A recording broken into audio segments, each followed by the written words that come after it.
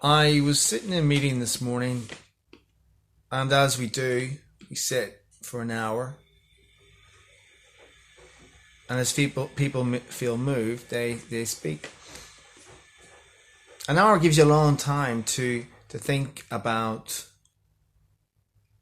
what's going on currently in life, such as COVID-19 or what's known as coronavirus. What came to me in that time was, what do we have? So in everyday life, we constantly are challenged by different things, and in some ways this virus is just another, although I accept exceptional.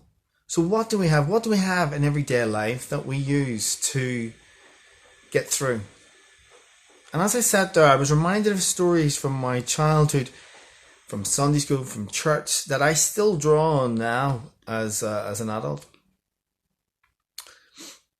The first story was that of Moses, and Moses was called when he was in Midian, in the desert, when he had fled Egypt, and he was looking after his father-in-law's sheep. And when God spoke with Moses, he asked him what he had in his hand, which was his rod, and he asked him to cast it down, and it turned into a snake. The point of the story is that God uses what we have. In that case, for Moses, the rod. And then another story came to me of the boy shepherd David, when he was looking after his sheep, that he had a sling with 5 stones. And when they needed someone to slay the giant Goliath, they put the armor on him, but it didn't fit. But he took what he had. The point you'll get is, it's what we have. What do we have? And with 1 stone, he slew the giant. And then I remembered the story of the little boy with the packed lunch that fed the 5,000.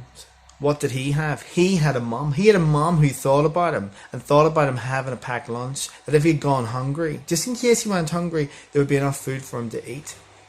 Not only was enough food for him to eat, there was enough food for 5,000 to eat. Again, what he had was used. And then that story that I often remember of Jesus on the boat, and he's asleep, and there's a storm brews up, and the disciples are like afraid, and they wake him up and they say, "Lord, we're going to drown," or whatever. And Jesus stills the storm. So what did they have? They had Jesus. So the question for me, for us in this time, is, what do we have? What do we draw on? What keeps us together as we navigate these things of life, particularly this particular issue? You have something. Draw on it. And if you don't think you've got something, ask somebody. Ask me. I'll be happy to share mine.